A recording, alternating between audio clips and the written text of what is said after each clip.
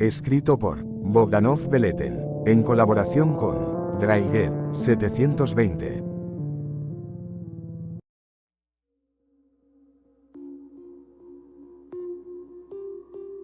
El colectivo de la medianoche. Era una noche fría y lluviosa en Buenos Aires, de esas que parecían arrancadas de una pesadilla. La ciudad, normalmente vibrante y llena de vida, se había convertido en un desierto de sombras y luces parpadeantes. Juan, un joven estudiante de arquitectura, se encontraba en la facultad terminando un proyecto que tenía que entregar al día siguiente. La biblioteca cerraba, y la encargada, una mujer de edad avanzada, lo miraba con impaciencia mientras él recogía sus cosas. Había perdido la noción del tiempo y ahora se daba cuenta de que había perdido el último tren.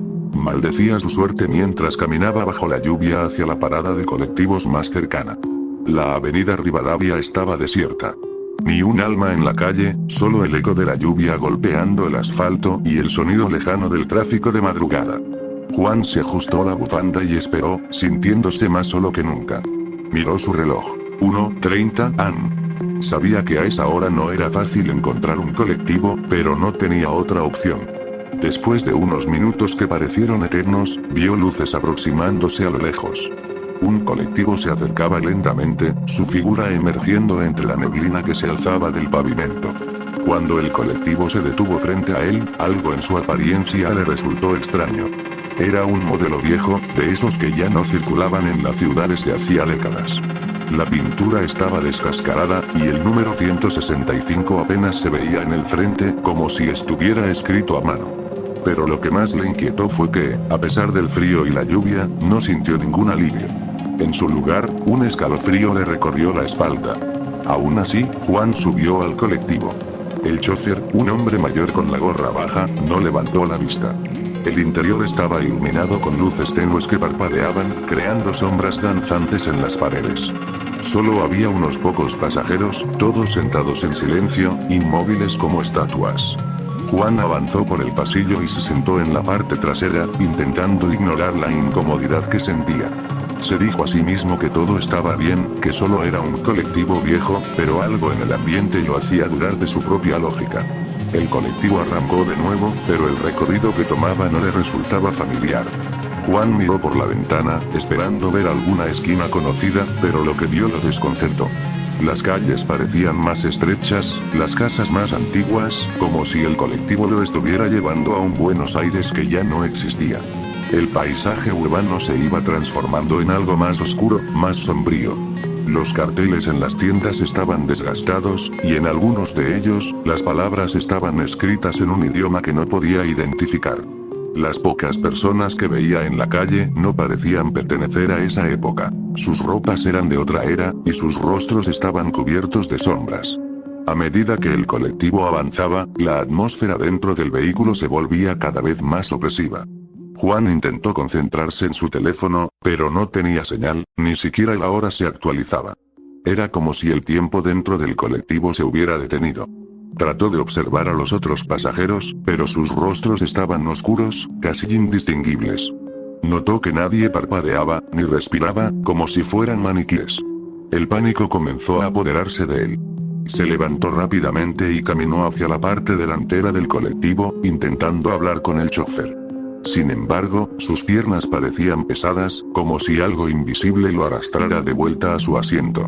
Cuando llegó frente al chofer, intentó llamar su atención, pero el hombre permaneció inmóvil, su gorra baja cubriéndole el rostro. Con un temblor en la voz, Juan le preguntó dónde estaban, pero no obtuvo respuesta. Desesperado, Juan se giró para volver a su asiento, pero algo había cambiado.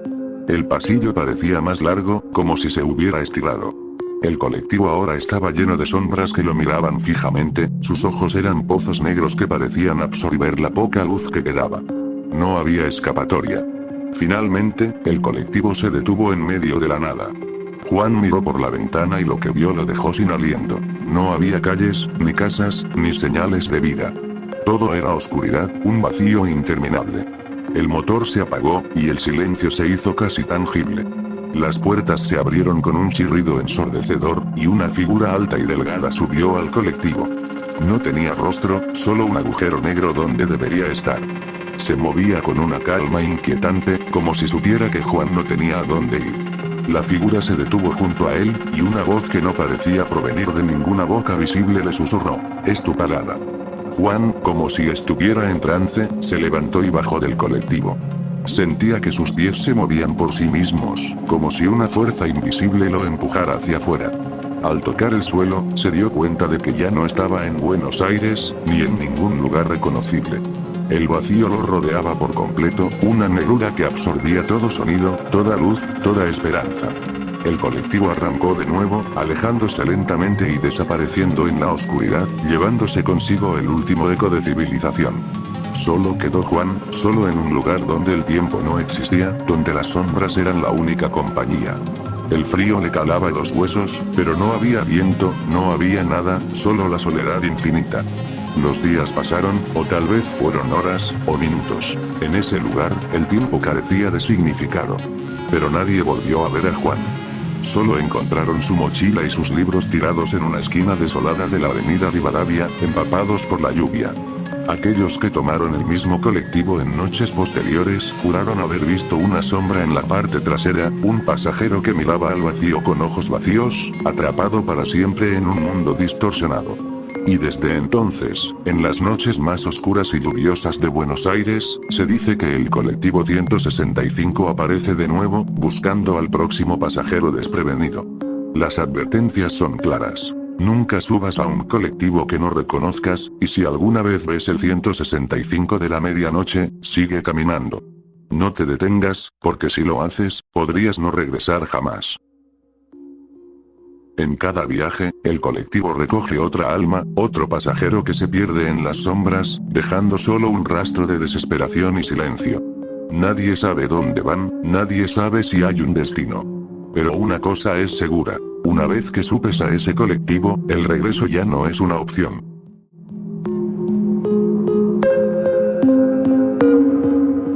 Déjame en los comentarios qué te pareció y si tienes recomendaciones o quieres alguna historia sobre algo en concreto, escríbela. Gracias por verme.